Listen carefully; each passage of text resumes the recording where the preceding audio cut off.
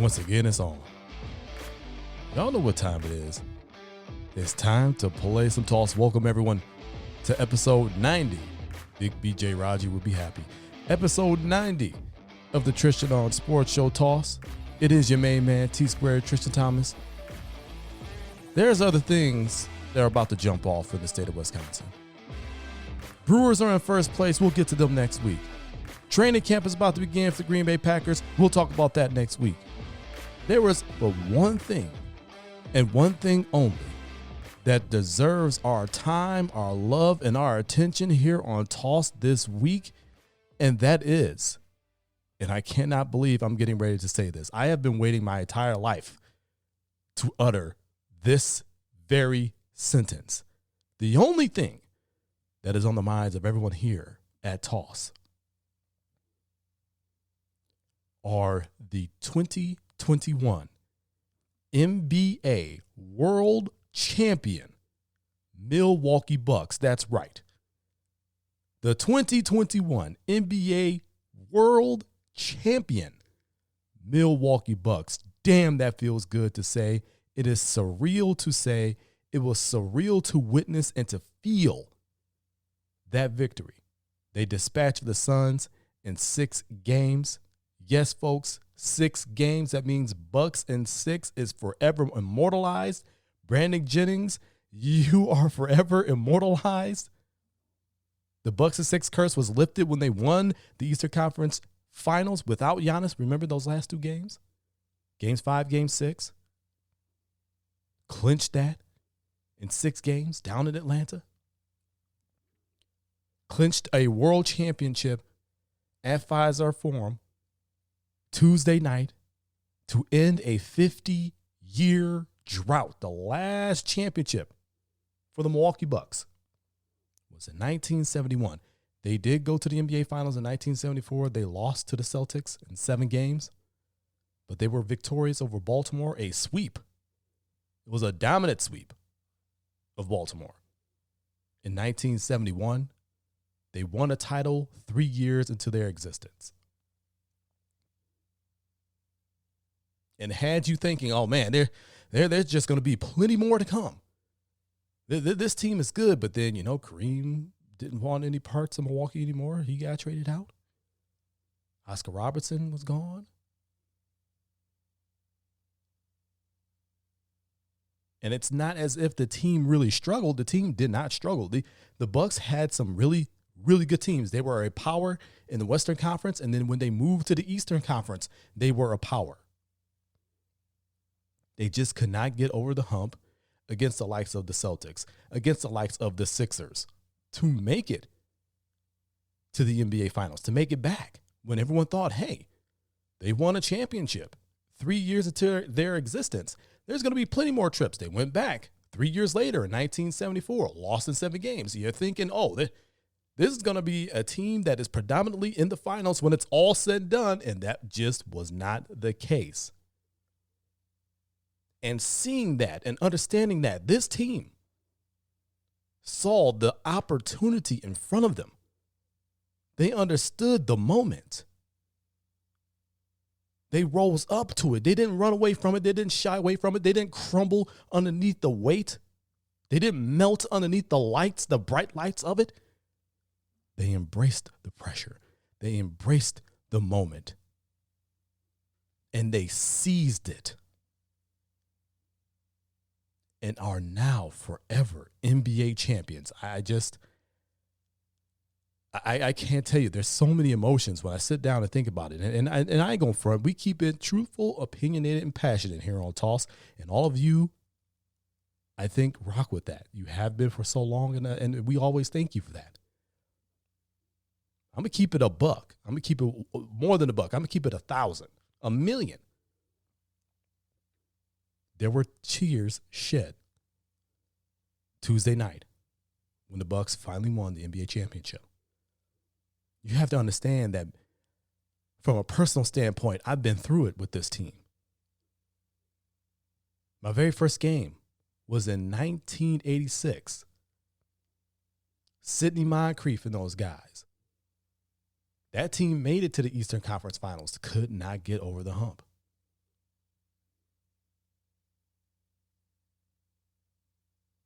Like I said, traditionally the Bucks had some really good teams, and then they went through some really lean times.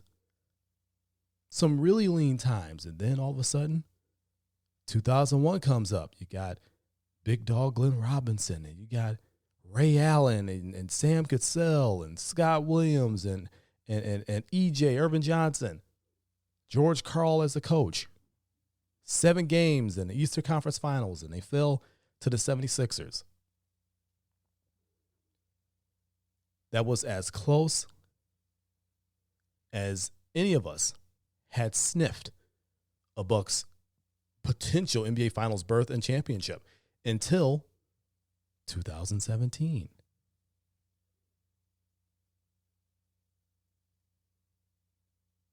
The 2017-18 season and the 2018 season, whatever, 2 seasons ago. You know what I mean? 2 seasons ago, the first season under Mike Budenholzer, Bucks make it back to the NBA Finals. Make it back to the Eastern Conference Finals.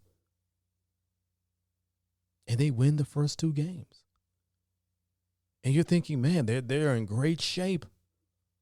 They can pull this off. And then that double overtime game in Toronto that they dropped. And you felt like that kind of let a little bit of the air out of the balloon. And then they proceeded to pretty much get handled from there. Lost 4 straight, losing in 6 as opposed to winning in 6. Heartbreaking. The next year, they're once again the best team in the NBA. And then this deadly pandemic hits and brings the NBA and the world to a screeching halt. And the NBA finds a way to safely restart things in a bubble. And the bubble just ended up being weird. You lose in 5 games in the semifinals to the eventual Eastern Conference champions, the Heat. More playoff pain.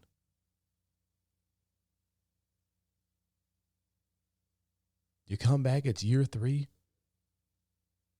You hear the rumblings of Mike Budenholzer potentially coaching for his job, which rightfully so. It's year 3. If you continue to regress when it matters most, which is the postseason, you got to go.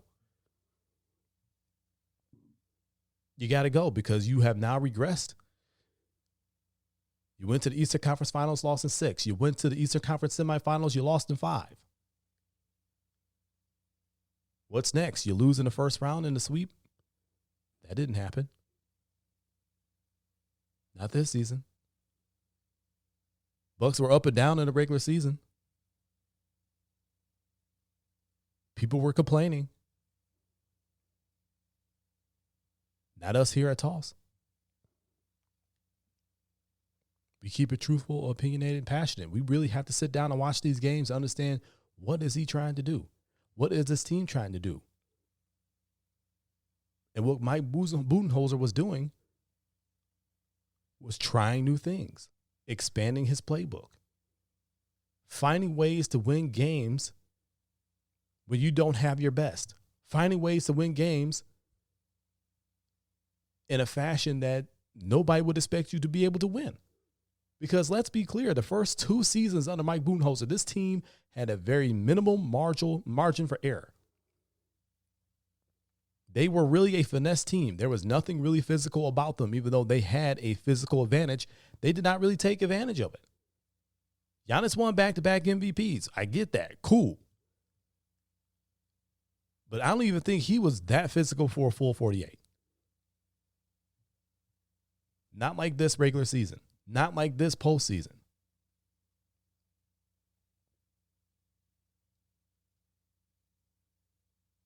Mike Budenholzer took what happened these past 2 postseasons, and the team took what had happened the past 2 postseasons. Put it into the learning process. Started working on things, and then they started getting results.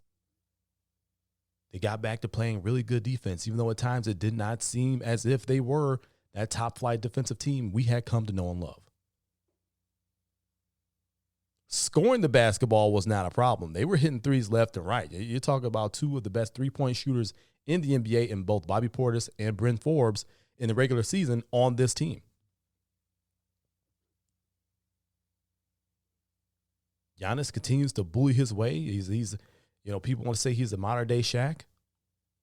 I can agree with that. His dominance in that area has not been seen since the Diesel,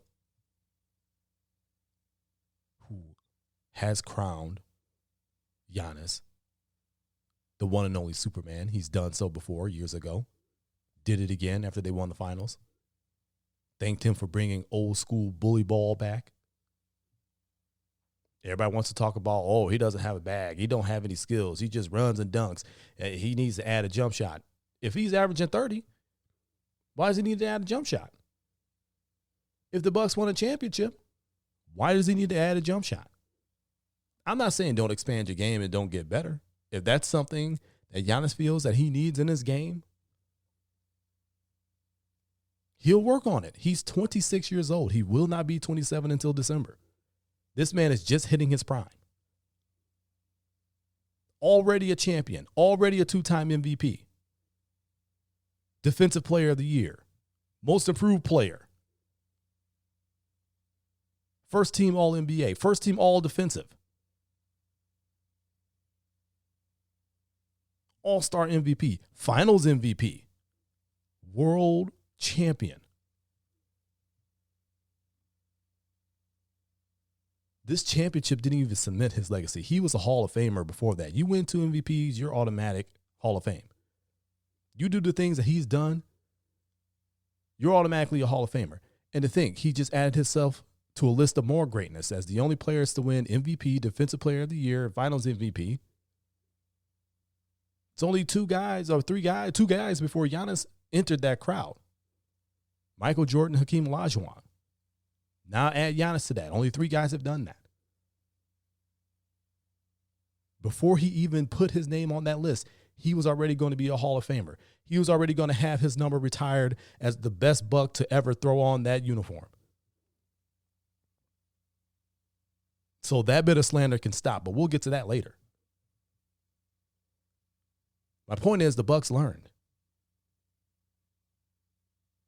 They learned a lot. They learned how to win without Giannis. Just remember, it was 3 weeks to the day, just last night as we record this program on a Wednesday, just last night as they clinched the World Championship of the National Basketball Association. It was 3 weeks to the day that Giannis's knee pretty much bent backwards, and everyone, including himself, feared the worst, feared that he had a major knee injury. ACL blown out, MCL blown out, PCL blown out. Everyone feared the absolute worst. And it ended up being a hyperextended knee, a knee that he came back from to play in Game 1 of the NBA Finals about a week later. I mean, come on. A knee that's still not 100%. He said as much. You were speaking to Zora Stevenson, the great Bucks reporter, called the game for the Bucks earlier this season. She's phenomenal. Told her, hey, I'm still not 100%.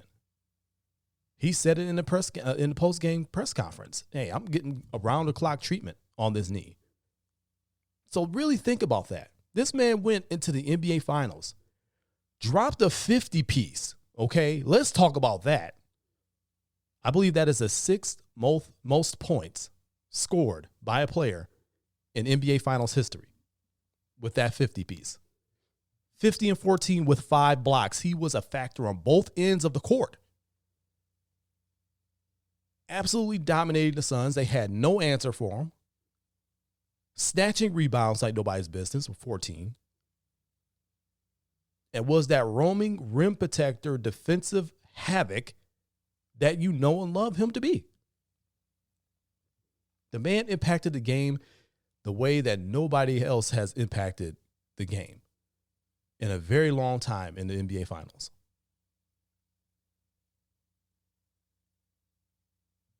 The man went on to average 35, 13, and 5 in the NBA Finals. 3 40-point games. I believe he and Shaq are the only two players to have multiple games of 40 points and at least 10 rebounds in the NBA Finals.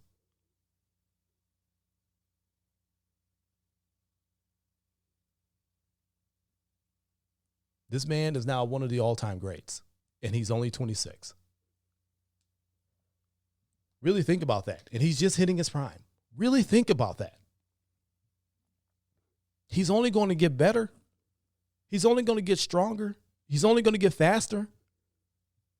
And now you've seen him play with more smarts. So the thing is, let's go back to what I was talking about. They learned how to win without Giannis.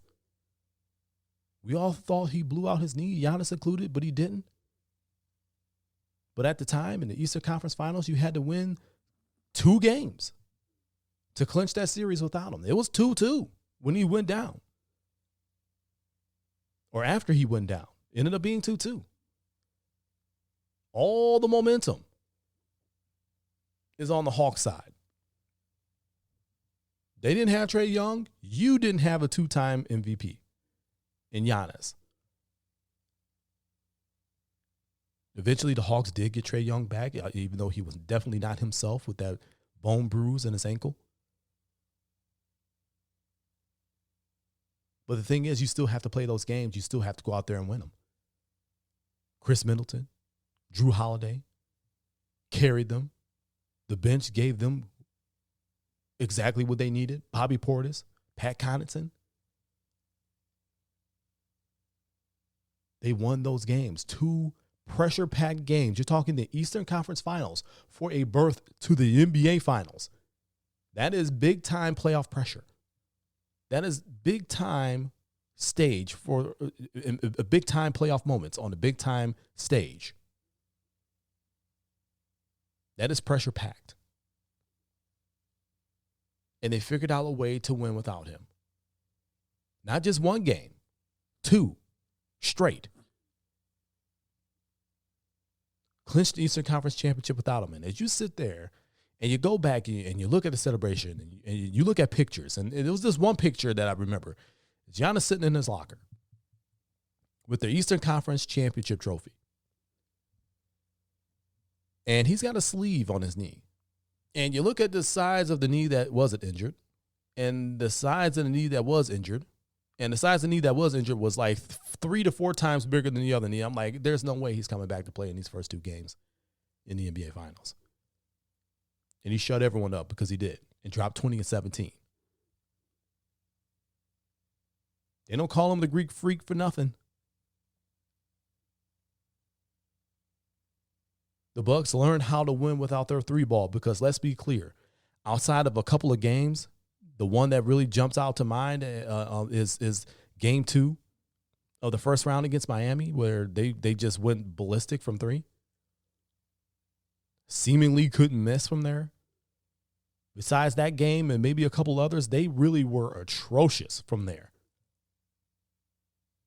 So bad that when you saw Brent Forbes come into the game and he's not hitting rim at all, he's hitting all side of the backboard. He's shooting so terribly that Mike Budenholzer banishes him to the shadow realm.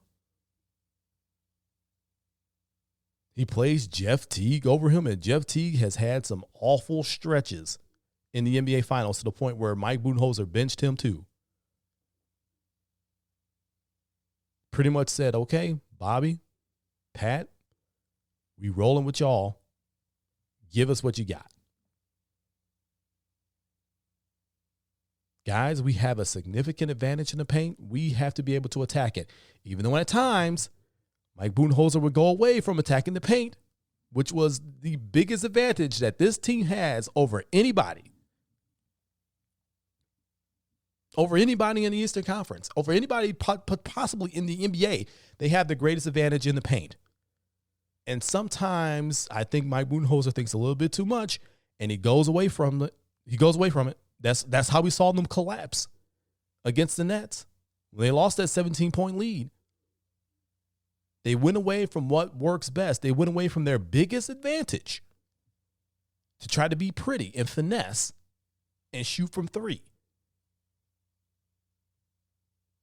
Which is what got them beat The first 2 years, they were so finessed. They had to hit their threes. Giannis had to drive and kick. When the wall was getting built, he was barreling into people. He wasn't finding other people. They weren't making their shots. It was just bad. It's what caused them to be bounced out the last 2 seasons.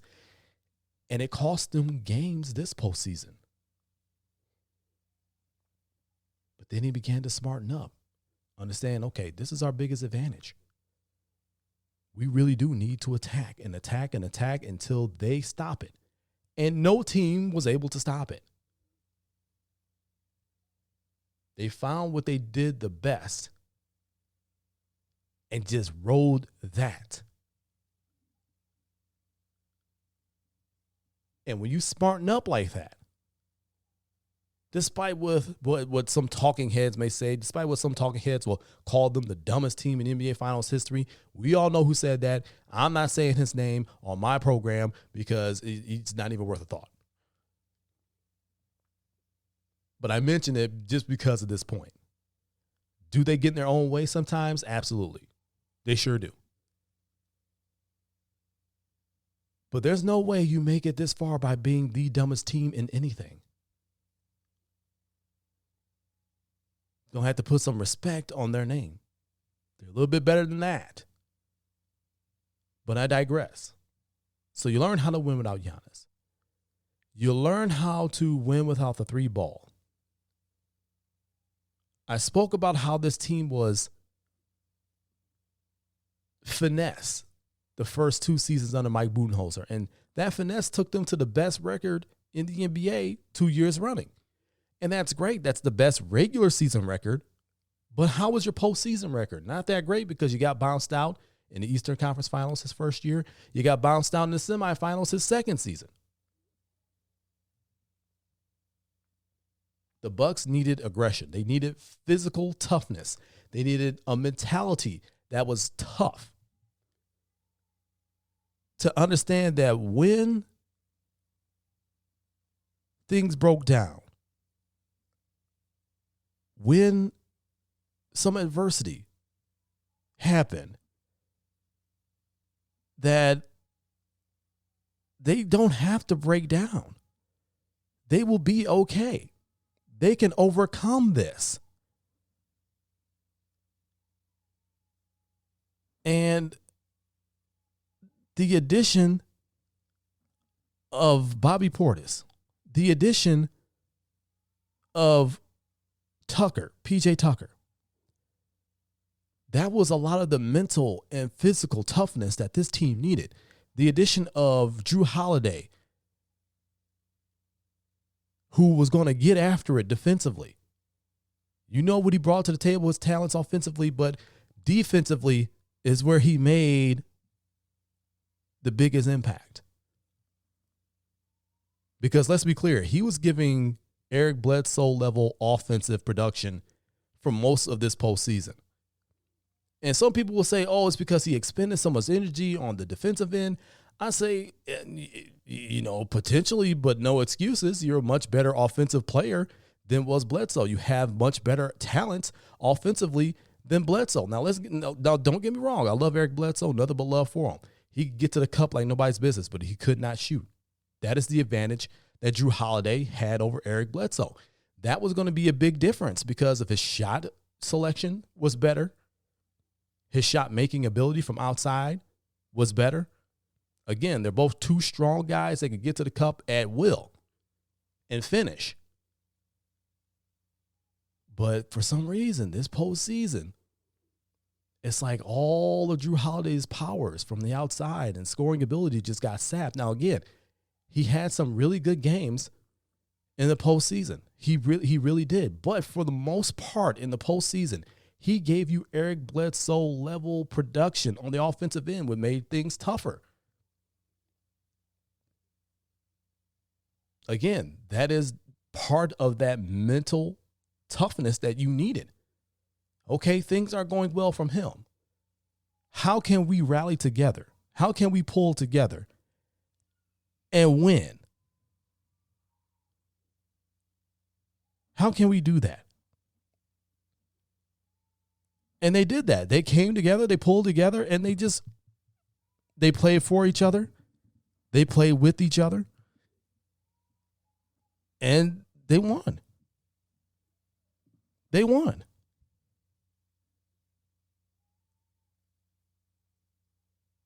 It's amazing how a physical and mental toughness upgrade can completely transform your team. Again, we knew Drew Holiday was going to get after it defensively. We knew that. But we didn't expect him to struggle the way he did offensively. And when something like that happens, Brent Forbes can't make a three. The whole team really couldn't make threes. Giannis is taking ill-fated threes at critical junctures in the game. You see this, and you're like, what are they doing? And you're losing your mind, but it's like, okay, they got to get back to what they do best. They got to rally around and find a way to pull this out, because in the past 2 seasons, I don't think they had it in them to rally around each other and pull this out and understand that adversity is a part of the process. This year was different. You saw the worth of P.J. Tucker in postseason. Everybody kind of panned the trade like, oh, man, why? Man, he got injured, shortly into his stint with the Bucks, and they had to hold him out, and they were holding him out for a reason, because they knew that he was going to pay dividends come postseason. That is where he was going to make his money. And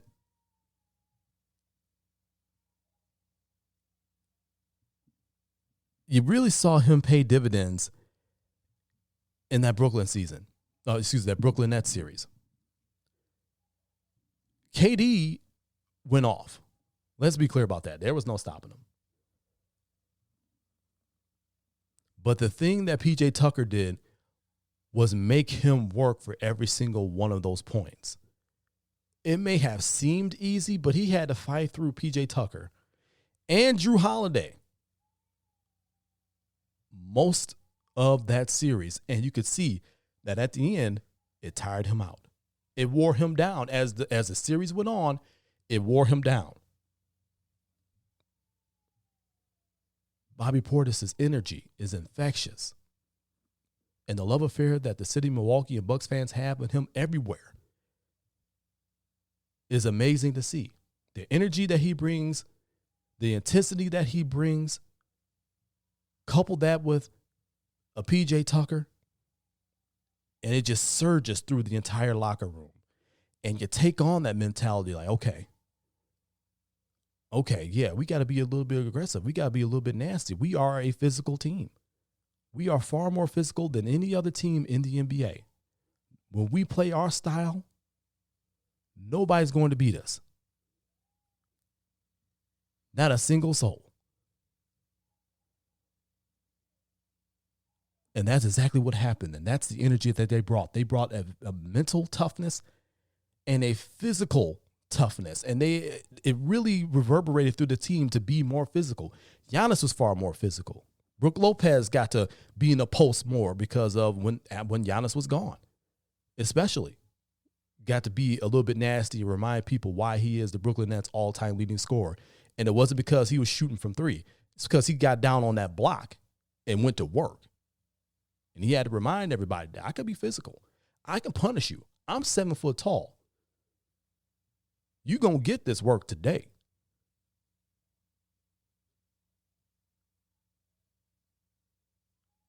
A physical and mental toughness change and upgrade in this team pay dividends.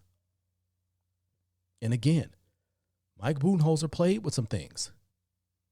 Played with some different defensive coverages. And I will admit, it drove me crazy when I still saw him playing that drop defense. He still did so in the postseason. And a lot of times it did not end very well. But the adjustments that he made, and he started making more in-game adjustments, which I think was the biggest complaint that people had. He wasn't a real big in-game adjuster. He was a game-to-game adjuster. But you have to give him his props. You have to give him his flowers. The adjustments that he did make. The fact that he changed his coaching style pretty much on the fly in the playoffs dealing with major injury, losing Dante DiVincenzo in the first round, losing Giannis Antetokounmpo in the Eastern Conference Finals. You have to change things on the fly. You have to move those chess pieces on the fly. And he did so. And it's led them to the Larry O'Brien trophy. So now let's actually get to Game 6. Let's get to this series. Let's get to how they clinched it. A 50-piece for Giannis. We already mentioned that. Incredible, incredible performance for him. Opened up everybody's eyes to the point where it got every. Remember how everybody was talking about how NBA players weren't congratulating Giannis? Outside of a couple people, I remember seeing, Damian Lillard congratulating Giannis. And Damian Lillard is nothing but love, man. He shows love to everybody that goes out there and succeeds. He loves the game. He loves to see people succeed. Donovan Mitchell is another person that does the same thing. Those are really the only two people I saw that were giving out props. The rest of the NBA was completely silent. LeBron James only commented after the Bucks clinched the championship on Giannis. And the thing is like, what? He literally came to Game 5 out in Phoenix and had to see this up close. He wasn't even there for Giannis. He was there for Chris Paul. That's his boy. We understand that. But on that Drew Holiday steal from Devin Booker and the alley-oop to Giannis, which I'm calling Skyfall. Everybody's calling it the Value-oop. You can't call it the Value-oop. The Value-oop is what happened in the Western Conference Finals when DeAndre Ayton caught the pass from Jay Crowder and put it down and beat the Clippers. You can't call what Drew Holiday and Giannis did the Value-oop. That is not what we're calling it. I'm calling it Skyfall because if you look at the other picture, you can see Adele sitting baseline looking up at Giannis, absolutely losing her mind. I'm calling it Skyfall. So when Skyfall happened and you see the other picture with LeBron sitting there with his bottle of tequila under the chair, how he got it in there, I don't know. He's LeBron. I guess he can do what he wants. I think that was the moment that opened his eyes like, damn. Whew. This dude might really be the one. This dude might really be the one. And he had to see it up close. And he had the look on his face that I think a lot of people had on their faces when they watched him play. And I think that play had a profound effect on him, that he even came out and finally said something positive about Giannis as opposed to count down how many games that Chris Paul and the Suns needed to win in order for him to get his first ring. I started my own countdown for Giannis on Twitter at the20double. Yo, Giannis. 2 games down, 2 to go when they tied it up 2-2. Oh, Giannis, 3 games. 3 down, 1 to go when they won up 3-2. Giannis, 4 games down, none to go. You're a champion. So, honestly, you can. I digress. That was me going off on a tangent. It's really disheartening to see that. Some people came out after the Bucks won, and that just shows me that despite Giannis having dominated, despite him having 2 MVPs and all the accolades that he does have, and they are well-deserved because he earned them. And a lot of people still weren't believers, and now they are because he's sitting on the mountaintop and all of them are looking up at him. He's inevitable. So they have to give him his flowers. Some of it felt forced, some of it was real love, but again, I digress. We know how damn good he is. If you listen to this program, if you're a fan of this program, you know how damn good he is.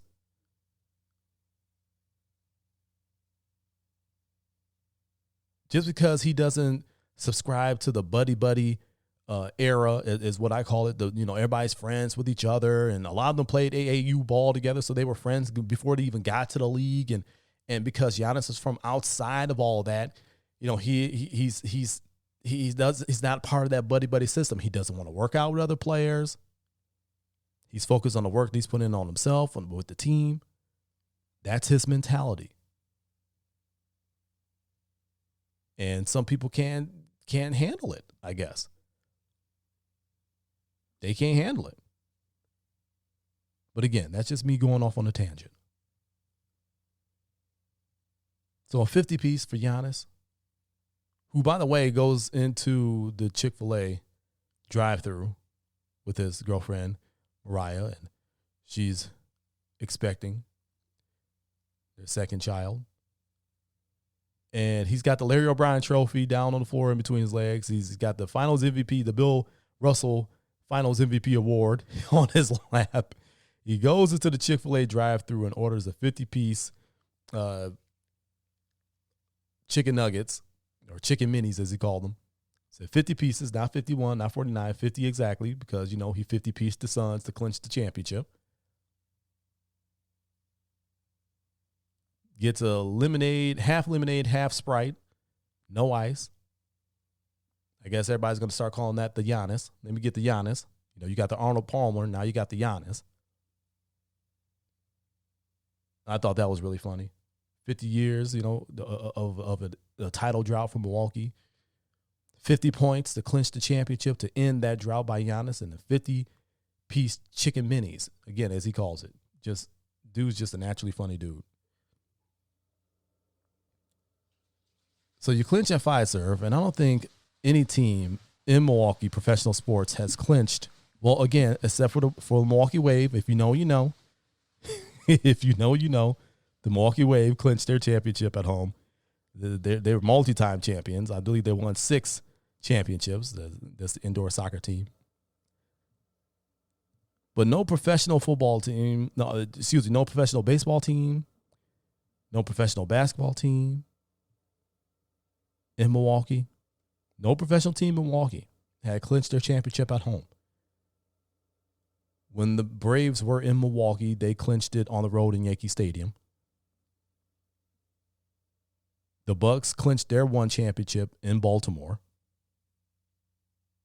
So no team had, and the Brewers, well, they lost Game 7 in St. Louis, so they didn't even have a shot to clinch at home because they went 7 and they were in St. Louis and they lost. So the clinching at home is something that had never happened, ever. And Giannis has done all these things that had never happened, adding his name to lists that are very, very short, putting himself in even more rarefied air than he was in. And now he enters a league as a champion. Chris Middleton, the hard work he put in, at one time was a mad ant in the G League. One of the most disrespected all-stars of all time, one of the most underrated stars of all time. People kept telling him that, not telling him, but just saying, the Bucks will never win a championship with Middleton as the number 2. In my days of being one of the co-hosts of Home Court Sports, y'all remember Home Court Sports with my boy Lamont and the world-famous Professor P. Professor P even had his doubts. He was one that kept saying, I don't think that we can win the championship with Middleton as a number 2. Those are his words. And I had to write it like, hey, look, Middleton's that guy. He's one of the best two-way players in the NBA. He's that guy. They're both going to go. He continues to get better. As much as you want to talk about Giannis continuing to get better, so does Chris Middleton. And we saw that, especially in this playoff run.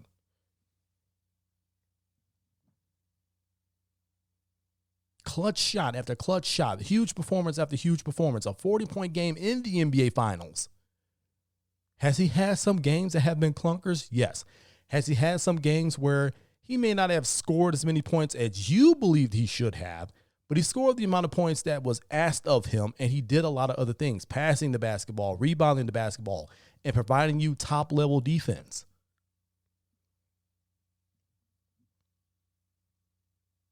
Now he's a champion. Jrue Holiday, widely referred to as one of the most underrated players in all of the NBA, on both ends of the court. An elite defender. And just a great human being.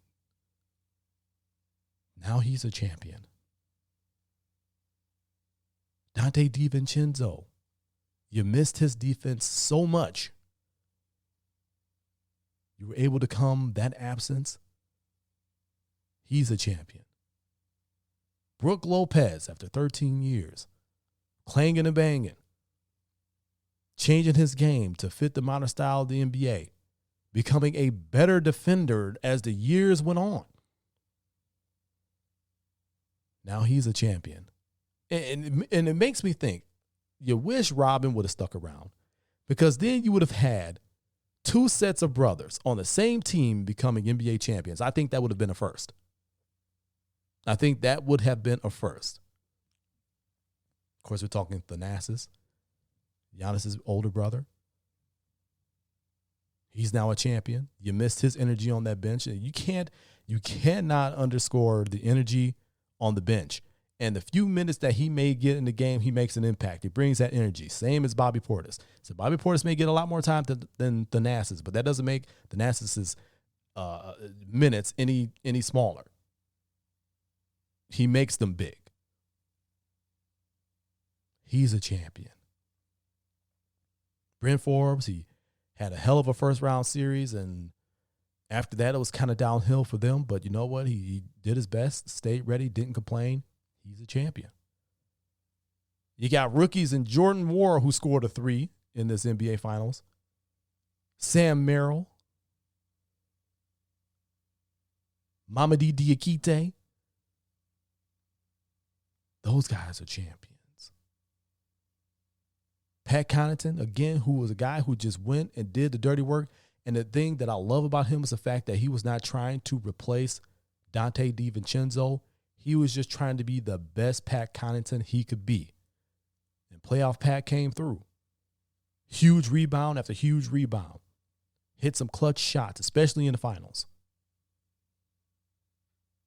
Played some pretty good defense. He's a champion. Bobby Portis, who said it in postgame last night. Knicks didn't want him, declined his player option.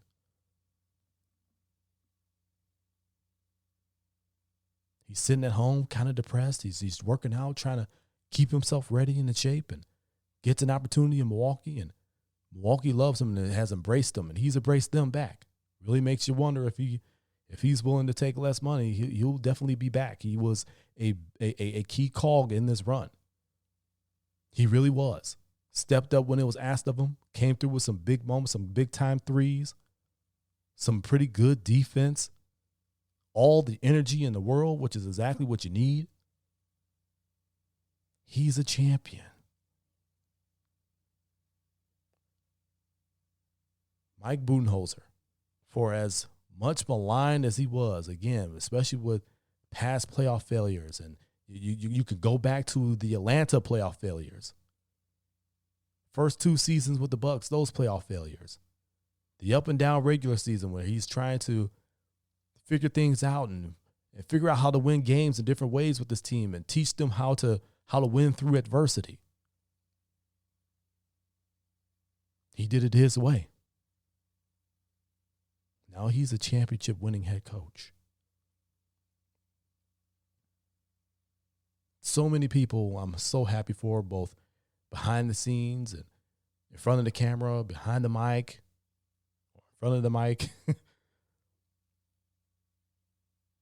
Jim Paschke being one of them. Dennis Krause being another. I'm just so incredibly happy for this team. Everyone involved. Everyone, like I said, in front of the camera, behind the scenes, behind the camera, in front of the mic. I'm happy for the city of Milwaukee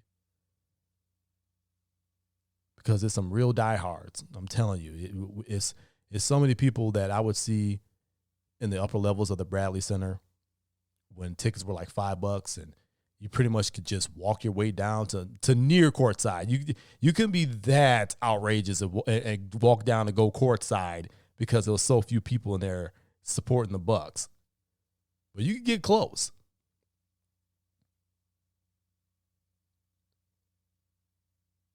But to open up Fiserv and to have won a championship in that building,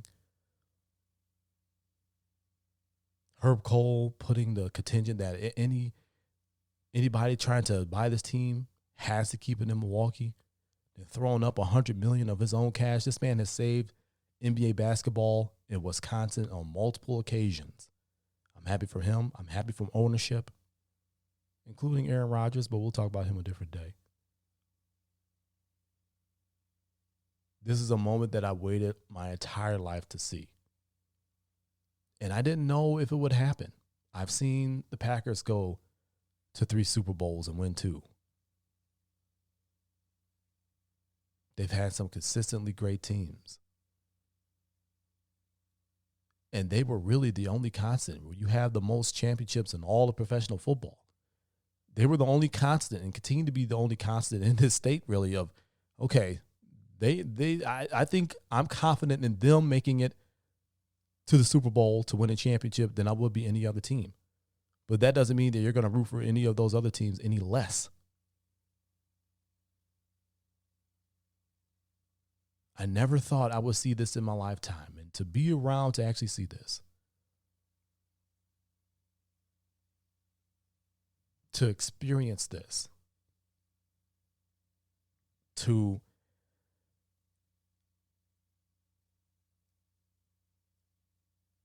be a part of it. It just makes me sit down and wish that my mom and my dad was still around, because they love it too. But truth be told, my mom got me more so into basketball than my dad did, but my dad was the one who snuck me to my first Bucks game in 1986.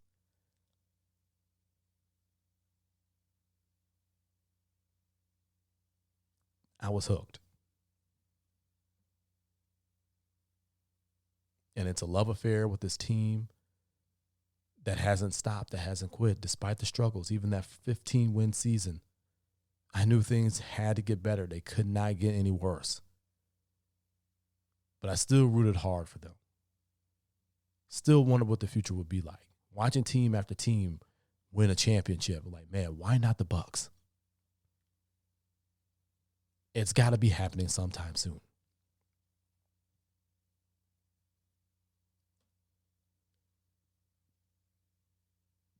And then it did. 50 years from when they climbed to the summit, they find that summit again. And this time I'm around for it, and I'm just so grateful and I'm so thankful. Congratulations to the Milwaukee Bucks, NBA world champions. Congratulations to the real Bucks fans. I'm talking the real Bucks fans that know what I'm talking about, the upper part of Bradley Center, being able to walk down and get closer to the court, being there for all the Chase the 8 teams, being there for the Brandon Jennings Bucks X6 teams, who you knew didn't stand a chance against a team like the Heat, but he still was out there counting the same Bucks in 6. And you rooted hard for them.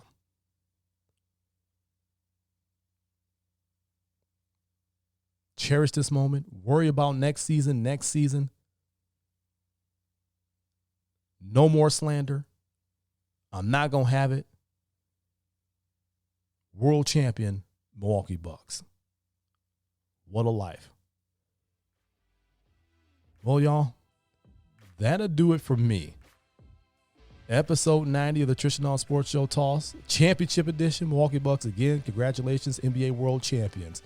You know where to find me on social media at the20double. That's at the number 2, the number 0, and the word double. Facebook.com/T on Sports Show. That's TON Sports Show. It's the Toss Facebook page. We touch on a lot of things there that we don't necessarily get a chance to on the show. TossNationMedia.com, your home for the Toss brand of sports. Truthful, opinionated, passionate sports. It's what you deserve. And if you are listening to us on Apple Podcasts, go ahead and hit that plus sign to subscribe and follow us so you don't miss an episode. No interruptions, no problems, and it's completely free. Follow us there. Follow us on social media. Follow us on Facebook. Follow us everywhere. But as I said before, it's time for me to get on up out of here. This is T-Squared, Tristan Thomas, reminding all of you to keep it moving forward. Always forward. Forward always. Until next week, so long from Toss.